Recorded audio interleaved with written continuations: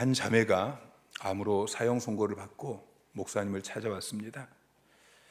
그런데 그 자매는 자기가 암으로 죽는 것보다도 더 괴롭고 두려운 것이 있다고 고백합니다. 그 자매는 35년 동안 단 한 번도 마음 놓고 울거나 또는 웃지 못했습니다.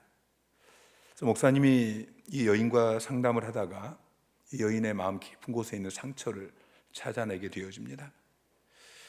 그녀가 어렸을 때에 양아버지에게 성적 학대를 받았습니다. 그녀는 자신을 성적으로 학대한 그 양아버지를 경멸하고 증오하고 그러면서 냉소적인 삶을 살게 된 것입니다. 목사님께서 이 자매에게 이사야 53장 5절 말씀을 읽어줍니다. 그가 찔림은 우리의 허물 때문이요 그가 상함은 우리의 죄악 때문이라. 그가 징계를 받음으로 우리가 평화를 누리고 그가 채찍에 맞음으로 우리는 나음을 받았도다. 이 자매가 무릎을 꿇고 기도하기 시작합니다. 그러면서 자기 마음 깊은 곳에 자리 잡고 있는 그 깊은 상처, 생각하기도 싫고 기억하기조차 정말 너무 고통스러운 그 양아버지에 대한 원망과 증오, 이 감정을 처음으로 숨김없이 고백하기 시작합니다. 그리고 그 양아버지를 용서한다라고 큰 소리로 선포합니다. 그 순간 이 여인은 35년 만에 처음으로 엉엉 소리를 내어서 울기 시작합니다. 한없이 울었습니다. 마치 무너진 댐처럼 그렇게 눈물이 터져 나왔습니다. 그러면서 그의 몸의 모든 암세포가 깨끗이 치유되었습니다. 용서할 때 마음속에 있는 깊은 상처가 치유가 되어지고 그때 암세포도 치유가 되어진 것입니다. 오늘 여러분 가슴 깊은 곳에 상처가 있다면 그것이 다 치유되어지고 회복되는 역사가 일어나기를 주님의 이름으로 축원합니다. 여러분, 하나님은 여러분이 행복하기를 원하십니다. 여러분, 변함없는 사실입니다. 이건 믿어야 됩니다. 하나님 여러분이 행복하기를 원하고 그래서 여러분에게 말씀하십니다. 신명기 10장 13절 말씀 시작. 내가 오늘 내 행복을 위하여 내게 명하는 여호와의 명령과 규례를 지킬 것이 아니냐. 하나님 여러분이 행복하기를 원하셔서 여러분에게 명령하시고 또 성경 말씀을 주셨습니다. 하나님께서 여러분의 행복을 위해서 주신 그 모든 명령과 규례를 압축하면은 그것은 하나죠. 사랑하라는 것입니다. 마태복음 22장 37절부터 보면은 첫째는 내 마음을 다하고 목숨을 다하고 뜻을 다하여 주 너의 하나님을 사랑하는 것이고 둘째는 내 이웃을 내 자신과 같이 사랑하는 것이다. 여러분 행복하기를 원하면 관계가 잘 되어야 합니다. 계속해서 말씀을 드리지만 행복은 소유에 있는 것이 아니고 관계에 있는 것입니다. 하나님과 바른 관계 그리고 이웃과 바른 관계. 여러분 가장 좋은 관계가 무엇입니까? 그것은 사랑의 관계입니다. 여러분이 하나님과 사랑의 관계를 누리고 또한 하나님께서 여러분에게 붙여주신 그 이웃들과 여러분의 가정에서 일터에서 교회 안에서 이웃들과 사랑의 관계를 누릴 때에 우리는 하나님이 주시는 행복한 삶을 누릴 수 있는 것입니다. 사랑의 관계를 누려야 되는데 이 사랑의 관계가 그냥 주어지는 것이 아니죠. 부부 관계에 있어서 또 부모와 자식의 관계에 있어서 친구와의 관계에 있어서 또 옆에 있는 성도들과의 관계에 있어서 이 사랑의 관계는 그냥 만들어지는 것이 아닙니다. 수많은 갈등과 위기를 거쳐가면서 만들어지는 것이죠. 그때마다 우리에게 필요한 것은 관용하는 것이고 용납하는 것이고 용서하는 것입니다. 하나님께서 우리에게 로마서 12장 18절에 보면은 이렇게 말씀하십니다. 할 수 있거든 너희로서는 모든 사람과 더불어 화목하라. 하나님은 우리에게 모든 사람과 더불어서 화목하라고 말씀하고 있습니다.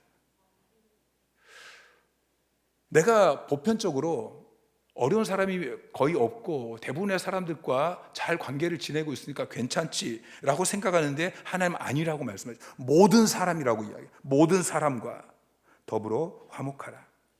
하나님은 자녀된 여러분이 불행하기를 원치 않습니다. 여러분 행복하기를 원하십니다.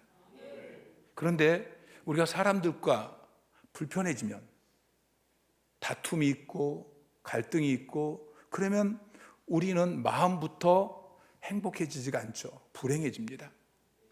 여러분 주위에 100명의 사람이 있다고 생각해 보세요. 100명 중에서 한 90명하고는 관계가 좋아요.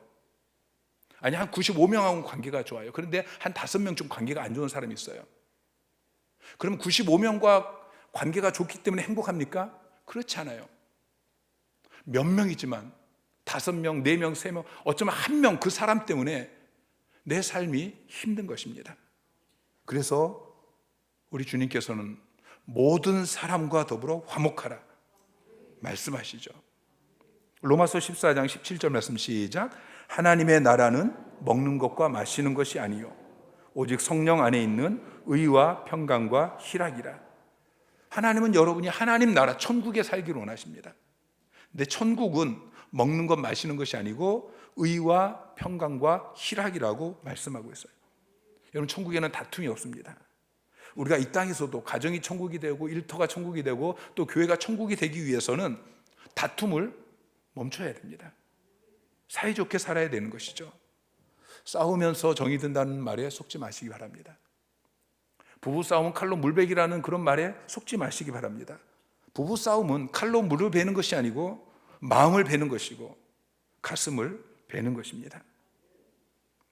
우리가 예수 믿고 구원받기 전에는 종이었습니다. 마귀의 종이었고 세상의 종이었고 죄의 종이었습니다. 근데 우리가 예수 믿고 구원받는 순간 우리는 하나님의 자녀로 거듭났습니다. 여러분 하나님은 만왕의 왕이십니다. 그러므로 우리는 이제 마귀의 종, 세상의 종, 죄의 종에서 예수 믿고 구원받은 순간 왕의 자녀가 되어진 것이죠. 여러분 종과 자녀는 전혀 다릅니다. 종은 다스림을 받습니다. 그러나 왕은 다스리는 것이죠. 왕의 자녀도 마찬가지로 다스리는 것입니다. 우리가 왕의 자녀가 되었기 때문에 더 이상 우리가 끌려다니는 종의 삶을 사는 것이 아니고 왕국을 다스리는 삶을 살아야 되는 것이죠. 여러분이 왕으로서 다스림을 사는 것은 하나님께서 창세기부터 계속되어진 그 하나님의 뜻입니다. 창세기 1장 28절 말씀 시작. 하나님이 그들에게 복을 주시며 하나님이 그들에게 이르시되 생육하고 번성하여 땅에 충만하라.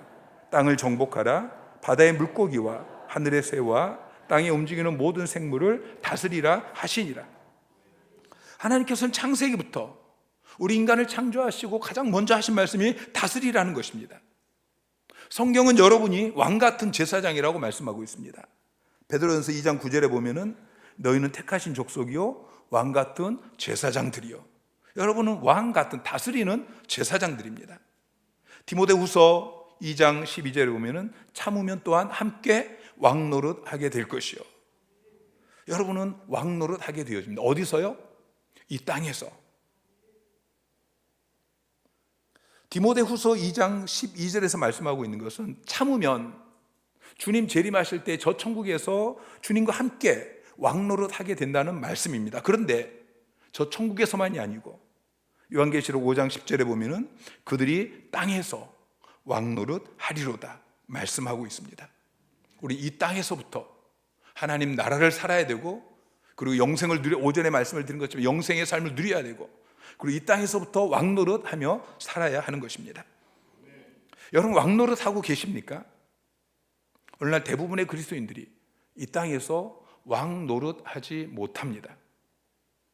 죽어서 저 천국에서만 왕노릇할 걸 소망하며 그렇게 살고 이 땅에서는 여전히 종처럼 그렇게 끌려다니면서 사는 것이죠. 왜 그렇습니까? 종의 근성을 가지고 있기 때문입니다. 예수 믿기 전에 우리가 마귀의 종이었고 죄의 종이었고 그러다가 하나님의 자녀가 되고 왕의 자녀로 그렇게 바뀌었음에도 불구하고 신분만 바뀌었지 그 근성이 우리 안에 있는 이 종의 근성이 바뀌지 않은 것입니다. 잠언 30장 21절 22절 말씀 시작. 세상을 진동시키며 세상이 견딜 수 없게 하는 것 선엇이 있나니 그 종이 임금된 것과 미련한 자가 음식으로 배부른 것과. 자, 솔로몬은 세상을 진동시키고 세상으로 견딜 수 없게 하는 것이 4가지가 있다라고 이야기하면서 첫 번째가 뭐냐면은 종이 임금이 된 것이다라고 이야기하고 있습니다. 자, 종이 임금이 되었습니다. 그런데 왜 세상이 진동을 하고 사람들이 견디지 못합니까? 종은 천하게 태어났습니다. 그리고 자라나면서 자기의 삶을 통해서 계속 배우는 것이 내가 얼마나 가치없는 존재인지, 내 의견은 늘 무시됩니다. 나는 가난하고 억압받고, 그러면서 그 안에 종의 근성이 만들어졌습니다. 그런데 그 종의 근성이 왕이 되어서도 없어지지 않는 것입니다. 자기가 다스릴 백성들을 존귀하게 여기고 그렇게 다스려야 되는데 자기가 가치없게 여김을 받았거든요. 그러니까 백성들도 가치없는 존재로 그렇게 여깁니다. 자기가 무시받고 억압받고 그랬던 것처럼 백성을 무시하고 백성을 억압하고, 그러기 때문에 종이 왕이 되어졌을 때 세상이 견딜 수 없는 것이죠. 이것이 종의 근성을 가진 부모의 모습입니다. 자기가 어렸을 때 자라나면서 부모에게 무시를 당했습니다. 억압을 당했습니다. 이 망할 놈아, 내가 할 줄 아는 게 뭐냐, 나가서 죽어버려라, 그런 말을 들으며 자라났습니다.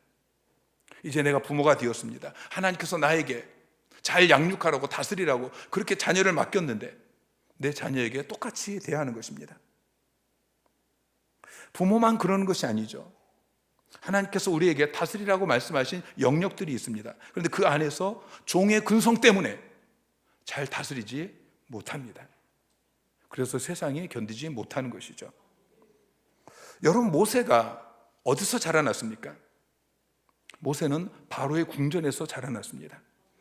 그 당시 히브리인들은 다 종의 자녀로, 종으로 그렇게 자라났는데 왜 모세만 궁전에서 자라났을까요? 모세는 이스라엘 백성들을 애굽의 종에서 해방시키기 위해서 태어났습니다. 그래서 모세는 종으로 자라난 것이 아니고 바로의 궁전에서 자라난 것이죠. 그래서 그는 종의 근성을 지니지 아니하고 오히려 왕의 자녀가 무엇인지를 배우면서 자라난 것입니다.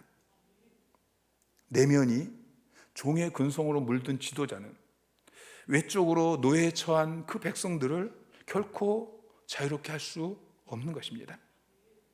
만약 모세가 종으로 자라났다면 그가 40세든지 80세든지 이스라엘 백성들을 애굽의 종으로부터 구하해 내기 위해서 어떤 시도도 하지 못했을 것입니다. 그러나 모세는 궁중에서 왕의 자녀로 자라났습니다. 모세는 왕자로 자라나면서 언제나 자기가 중요한 존재인 것을 인식합니다. 그는 자신감이 있었습니다. 그래서 40세에 이스라엘 백성을 구원하려는 그런 시도를 했고, 결국에는 그가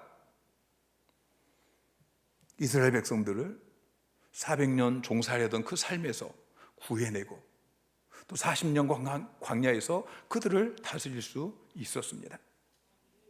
그러나 이스라엘 백성들은 애굽에서 수백 년 종살이를 하면서 종의 근성이 만들어졌습니다. 그래서 하나님께서 모세를 통해서 이스라엘 백성들을 출애굽시키려고 하는데 계속해서 이스라엘 백성들은 조그만 문제만 생겨도 출애굽을 포기합니다. 자유케 되어지는 것을 포기합니다. 원망하고 불평하고 다시 우리가 종되었던 그 삶으로 돌아가는 것이 나았을 텐데, 그렇죠. 우리는 죽어서 가는 저 천국에서뿐만 아니라 이 땅에서도 왕노릇 해야 합니다. 가정에서 왕노릇 하시기를 주님의 이름으로 축원합니다. 부모로서 잘 다스리는 삶을 사십시오. 교회에서 그리고 세상에서 왕노릇 하시기 바랍니다. 여러분이 나는 왕같은 제사장이다, 하나님이 나를 왕같은 제사장으로 세워주셨다, 그래서 잘 다스리는 삶을 사시기를 주님의 이름으로 축원합니다. 종의 근성 중에 하나가 뭐냐면은 용서하지 못하는 것입니다. 용서하지 못하기 때문에 감옥에 갇혀 삽니다. 우리가 왕의 자녀의 복된 삶을 살기를 원한다면은 먼저 나를 가두고 있는 그 감옥 안에서 나와야 합니다.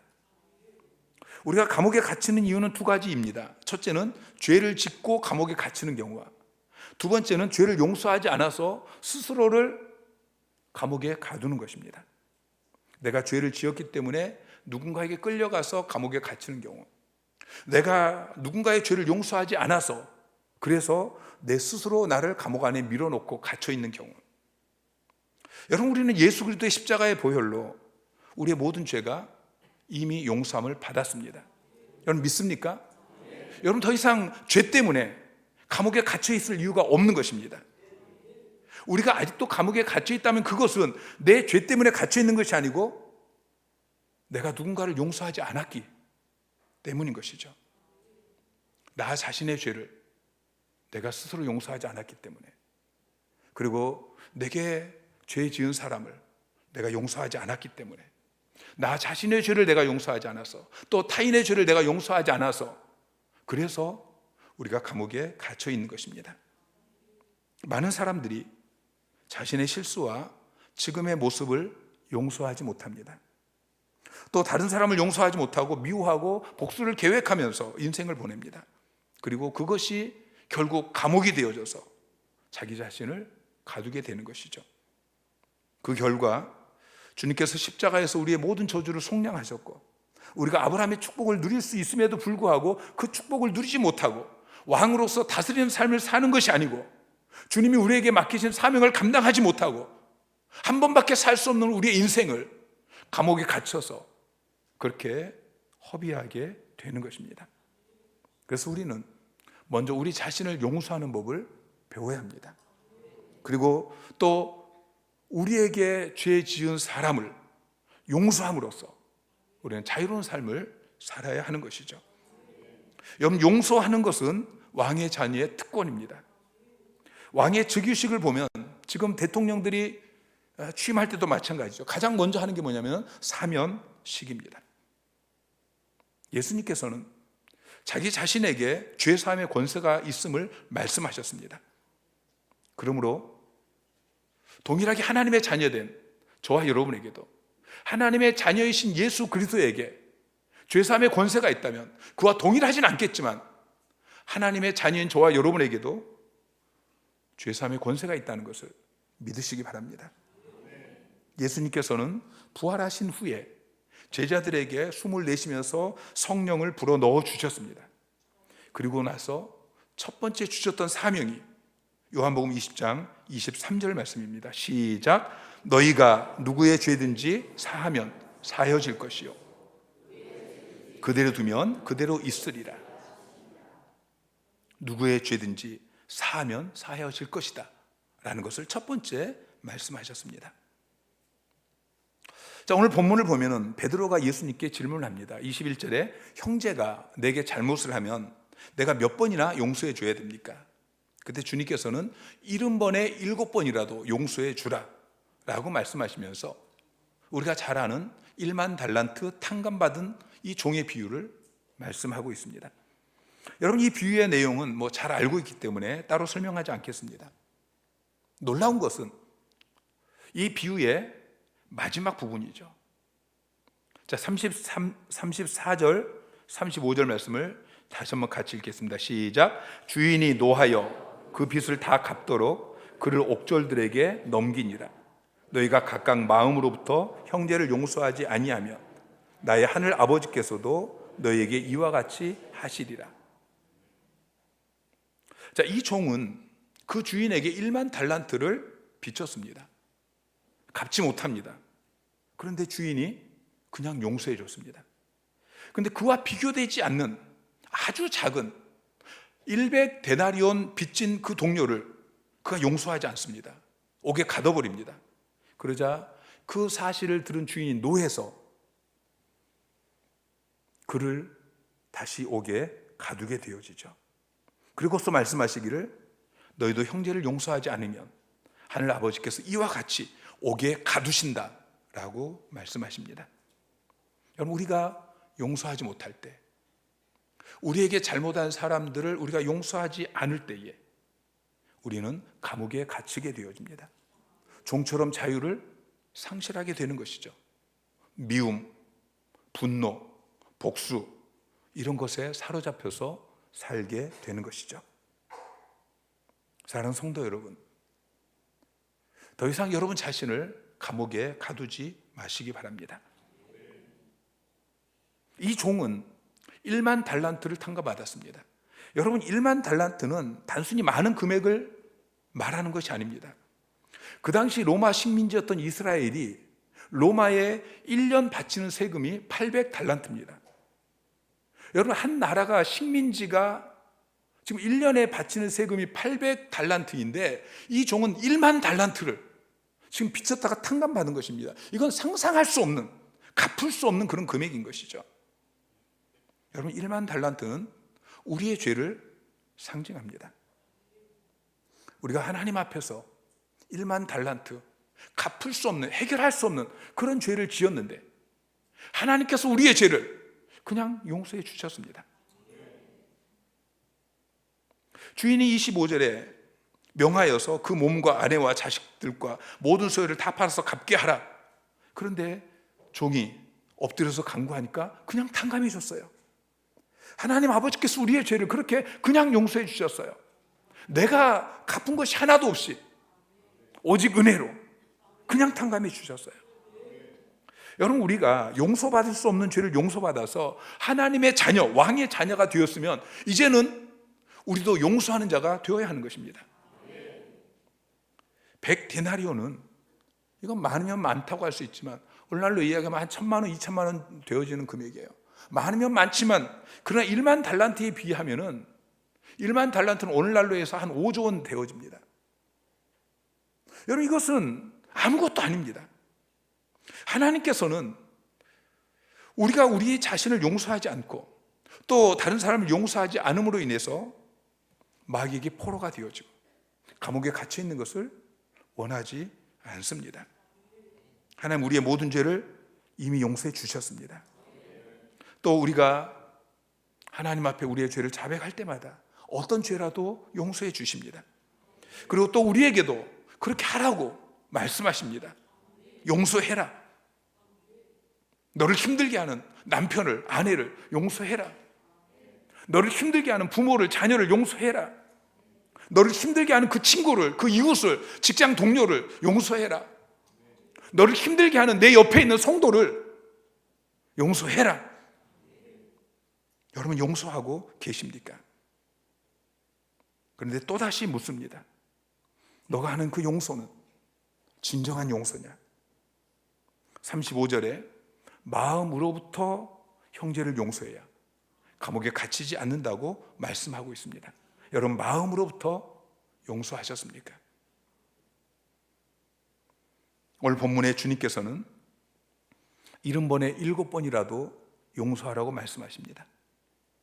이 말씀은 그 사람이 죄를 지을 때마다 계속해서 용서해라, 그런 의미도 있고요. 또 다른 의미는 한 번의 용서가 되지 않기 때문에 계속 반복해서 용서해라, 그런 의미를 가지고 있습니다. 한 번 용서했다고 하는데 용서가 되지 않습니다. 여전히 그 사람을 보면 불편하고 그 사람이 잘됐다는 이야기를 들으면 마음이 편하지 않습니다. 그럼 또다시 그 사람을 용서해야 합니다. 마음으로부터 용서가 될 때까지. 오늘 여러분이 용서해야 될 사람이 누구입니까? 그를 용서하지 못한 것을 회개하시고 용서할 마음을 달라고 하나님 앞에 기도하시고 그리고 찾아가서 회개하시기 바랍니다. 먼저 손을 내미시기 바랍니다. 무엇보다 먼저 용서해야 될 대상은 자기 자신입니다. 우리가 자신을 용서하지 못하는 것이 너무나 많습니다. 내 성품 중에 용서하지 못하는, 용납하지 못하고 용서하지 못하는 그런 성품이 있습니다. 나의 게으름, 나의 실패, 나의 무능력, 내가 짓고 있는 그 죄, 이런 것들 속에서 내가 용서하지 못하는 것들이 있습니다. 그러나 기억하십시오. 하나님께서는 여러분의 그것을 이미 용서하셨습니다. 1만 달란트 같은 우리의 죄를 하나님께서는 다 탕감해 주셨습니다. 시편 103편 12절에 보면은 동이 서에서 먼 것 같이 우리의 죄가를 우리에게서 멀리 옮기셨다고 말씀하고 있습니다. 히브리서 8장 12절에 보면은 내가 그들의 불의를 긍휼히 여기고 그들의 죄를 다시 기억하지 아니하리라 말씀하십니다. 하나님은 내가 지금 용서하지 못하는 그 나 자신의 모든 것을 하나님이 이미 다 용서하셨습니다. 탕감해 주셨습니다. 그냥 탕감해 주신 것이 아니고 대신 값을 지불해 주셨습니다. 로마서 5장 8절 말씀 시작. 우리가 아직 죄인 되었을 때 그리스도께서 우리를 위하여 죽으심으로 하나님께서 우리에 대한 자기의 사랑을 확증하셨느니라. 예수 그리스도, 자기 하나밖에 없는 아들을 우리 대신 그 빚을 담당하게 하시고, 그리고 우리의 죄를 용서해 주셨습니다. 그러면서 하나님께서 나를 이렇게 사랑하신다는 것을 확증하셨다라고 말씀하고 있죠. 여러분, 이미 하나님께서 여러분을 용서하셨습니다. 그 사실을 믿음으로 받아들이시기 바랍니다. 용서받는다는 것은 왕이 우리에게 사면장을 주어서 이제는 전에 죄를 지은 적이 없는 것처럼 그렇게 살아갈 수 있게 해 주셨다는 것입니다. 우리가 예수 그리스도의 보혈을 떠나서 우리의 실패한 삶들을 돌아볼 때마다 우리는 우리를 속이는 마귀에게 속아서 포로가 되고 감옥에 갇히게 되는 것입니다. 그러나 기억하십시오. 여러분의 과거의 죄는 더 이상 존재하지 않습니다. 주님께서 십자가에서 다 담당하셨습니다. 값을 지불하셨습니다. 하나님께서는 여러분의 그 모든 허물과 죄를 전혀 기억하지 않으십니다. 마귀는 우리가 과거에 지었던 그 죄에 대한 우리의 기억, 이것을 보관하고 그것을 건들면서 그것으로 우리를 공격합니다. 그러나 여러분이 동의하지 않는다면 그것은 전혀 효과가 없다는 것을 기억하시기 바랍니다. 자기 자신을 용서하지 못하고 또는 다른 사람을 용서하지 못해서 감옥 안에 갇혀 있는 분이 계십니까? 여러분이 계셔야 될 곳은 감옥이 아니고 궁전입니다.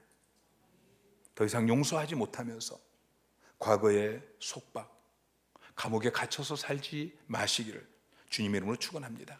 감옥에서 나오셔서 왕궁으로 들어가십시오. 왕의 자녀로 부르신 그 사명을 감당하면서 살아가시기를 바랍니다. 마귀는 밤낮 형제를 참수하는 자입니다.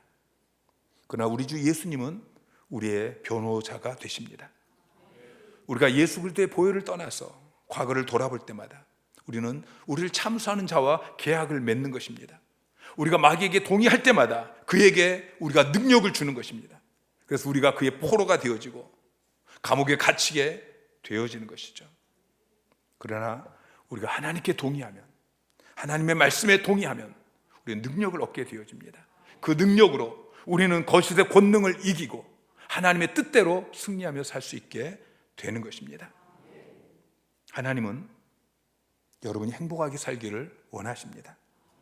말씀대로 살면 행복해집니다. 하나님은 여러분에게 모든 사람과 더불어 화목하라고 말씀하셨습니다. 지금 나와 화목하지 못한 사람이 누구입니까? 그 사람이 알든지 모르든지 내가 마음속으로 용서하지 못한 사람이 누구이십니까? 이 시간에 우리가 기도할 때에 주님이 나를 사랑하신 것처럼 나도 그 사람을 사랑하게 해주십시오. 주님이 나를 용서하신 것처럼 나도 그 사람을 용서하게 해주십시오. 그렇게 우리가 부르짖어 기도하고 그리고 결단하며 선포하시기를 바랍니다. 서두에 암이 걸린 자매가 선포했던 것처럼 그렇게 선포하십시오. 하나님, 내가 그 사람을 사랑하겠습니다. 하나님, 내가 그 사람을 용서합니다. 용서합니다. 용서합니다. 하나님, 내가 그 사람을 찾아가겠습니다. 회복시켜 주십시오. 화목하게 하여 주십시오. 우리가 그렇게 부르짖어 기도하기를 원합니다. 오늘 하나님께서 우리에게 주신 말씀 가운데 하나님께서 여러분에게 지금 도전하시는 그 사람을 붙들고 이 시간 우리가 한 2, 3분 정도 짧게 부르짖어 기도하기를 원합니다.